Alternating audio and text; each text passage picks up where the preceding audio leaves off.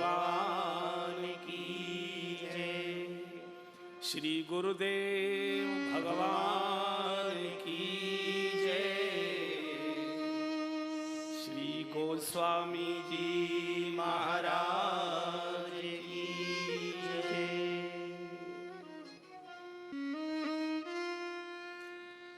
पूरे परिवार पूरे परिकर के सहित इस आयोजन के मुख्य सूत्रधार मुख्य यजमान श्री गंगाधर जी को, पूरी आयोजन समिति की पूरी टीम को और आप सभी बंधुओं को, बहनों को मेरे और मेरी व्यासपीठ के सादर प्रणाम।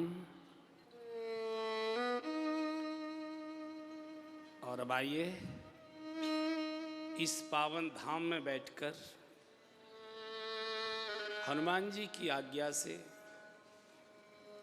उन्हीं के गुणगान करने का सौभाग्य जो प्राप्त हुआ है, उस सरोवर में डुबकी लगाने के लिए हम लोग तैयार हों। बहुत अच्छा लगा मुझे, आज कुछ अधूरा अधूरा सा लग रहा था। और सच बात यह है कि दिल्ली की टीम कोई आयोजन करे और उसमें अम्मा जी और आदरणीय रामनिवास जी ना हो तो वो ज़रा अधूरा अधूरा लगता है।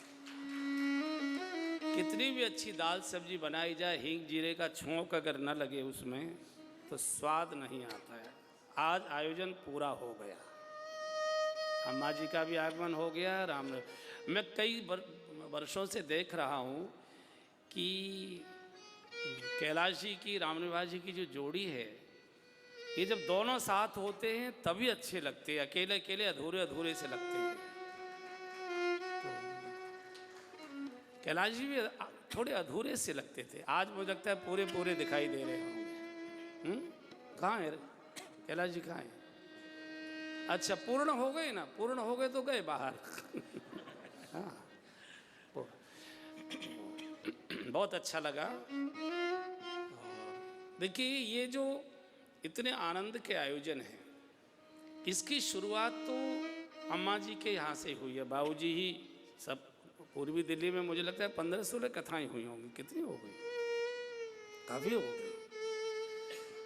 और आपको आश्चर्य होगा, मैं सुबह जब अपने पाठ में बैठा था, पता नहीं क्यों, या तो अम्मा जी ने मुझे याद किया, जो कुछ भी किया होगा, माँ बेटे का तो हृदय एक ही होता है।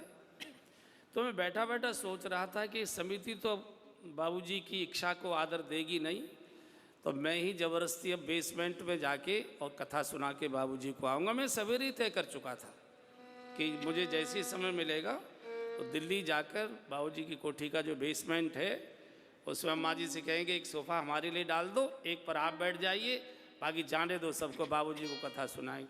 और मैं आया तो अम्मा जी के दर्शन हो गए। मुझे लगता है कहीं ना कहीं बाबूजी साथ ही आए हैं, नहीं तो मुझे ले जाते नहीं वो।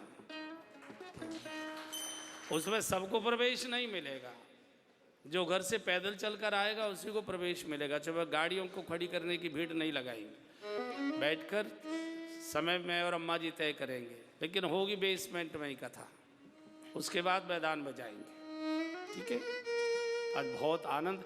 एक बार राधे राधे गोविंद हरि नाम, फिर कथा में चलता हूँ। राधे राधे गोविंद गोविंद राधे, राधे राधे गोविंद गोविंद राधे, राधे राधे गोविंद गोविंद राधे, राधे राधे गोविंद गोविंद राधे, राधे राधे गोविंद गोविंद राधे, राधे राधे गोविंद गोविंद राधे, राधे राधे गोविंद गोविंद राधे, श्री राधे राधे गोविंद गोविंद राधे। जय जय श्री राधे। श्री हनुमान जी के तेज से भरा हुआ, उनकी महिमा से भरा हुआ उनके प्रताप से भरा हुआ, उनके पौरुष से भरा हुआ और उनकी कृपा से भरा हुआ सुंदरकांड, जो जीवन के समस्त कांडों को, सोपानों को सौंदर्य प्रदान करता है। ये भक्ति को प्राप्त करने वाला और भगवान की शरण में ले जाने वाला ये कांड है। बाकी तो रिद्धि सिद्धियां इसके केवल दर्शन मात्र से ही चारों ओर विचरण करने लगती है, लेकिन इस सुंदरकांड के प्रसंग की महिमा ये है कि भक्ति देवी का आशीर्वाद मिलता है, वहां से आशीर्वाद देती हैं वो, आशीष दीन राम प्रिय जाना। और राक्षस के घर में जन्म लेने के बाद भी भगवान की शरणागति मिलती है, ये विभीषण इसमें प्रवेश करता है। और दो ही हमको चाहिए, भक्ति देवी की कृपा, आशीर्वाद और भगवान के चरणों की शरण। और ये सुंदरकांड का प्रसंग ये दोनों को प्राप्त कराता है। थोड़ा थोड़ा सुंदरकांड जरूर करें, थोड़ा थोड़ा करें। मैं नहीं कहता कि 1-1.25 घंटे में आप पूरा का पूरा 60 दोहे का पाठ करें, जो कर सकते हैं बहुत अच्छी बात है। अन्यथा तो 5-5 दोहे से शुरू करें, 10-10 दोहे से शुरू करें। कुछ नहीं कर सकते तो सुंदरकांड की पुस्तक को माथे से लगा के रख दें, हाथ जोड़ लें, लेकिन सुंदरकांड का सुमिरन करिए हमेशा। तो हनुमान जी आपके इर्द गिर्द रहते हैं, दिखाई तो नहीं देंगे लेकिन वो रहते हैं। जैसे पवन दिखाई नहीं देता, अनुभूति होती है कि हवा रमक रही है, हवा चल रही, दिखाई नहीं देती लेकिन अनुभूति होती है। तो ऐसे ही सुंदरकांड का जब पाठ व्यक्ति करता है तो हनुमान जी रहते ही हैं, रहते ही हैं। तो कल से वो प्रसंग प्रारंभ हुआ। श्री हनुमान जी ने छलांग लगा दी सागर में, कल ये दर्शन हमने किया था। मैनाक से कुछ वार्ता हुई है। भक्ति करने चलेंगे तो सभी प्रकार के विघ्न आते हैं, सभी प्रकार के। शायद देवता तौलना चाहते हैं कि ये वास्तव में करना चाहता है, चूंकि भगवान के प्राप्त करने में विघ्न बहुत होते हैं, बहुत विघ्न होते हैं। आप ये रामनिवासियाँ बैठे हैं, दिल्ली विधानसभा के माननीय अध्यक्ष हैं, आपके बड़े परिचित हैं, लेकिन आप आज इनसे ही मिलने जाइए, गेट पर खड़ा कर देंगे, फिर आगे बड़ी मुश्किल से बढ़ाएंगे, आईडी देखेंगे, फिर आगे बढ़ाएंगे, फिर मेटल डिटेक्टर से निकालेंगे, फिर आगे बढ़ाएंगे तो वेटिंग रूम में बिठा देंगे, फिर बहुत देर के बाद कहीं अंदर मौका मिलता है। आप समझिए, एक संसारी व्यक्ति से मिलने के लिए जब इतने झंझट पार करने पड़ते हैं तो परमात्मा ने तो जाने कितने झंझट लगाए होंगे। आप कल्पना कर सकते हैं कि नहीं कर सकते? तो भजन में, भक्ति में, भगवत दर्शन में बहुत प्रकार के झंझट, बहुत प्रकार के झमेले आते हैं।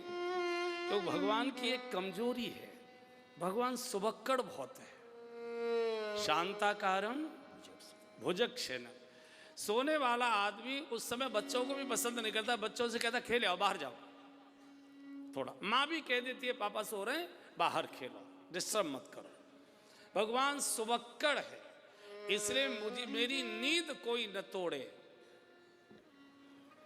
तो इतने वो झमेले लगा देता है, झंझट लगा देता है। अच्छा, कोई झमेले पार कर सकता है, कोई देवताओं को रिश्वत दे सकता है। देवताओं की रिश्वत क्या होती है?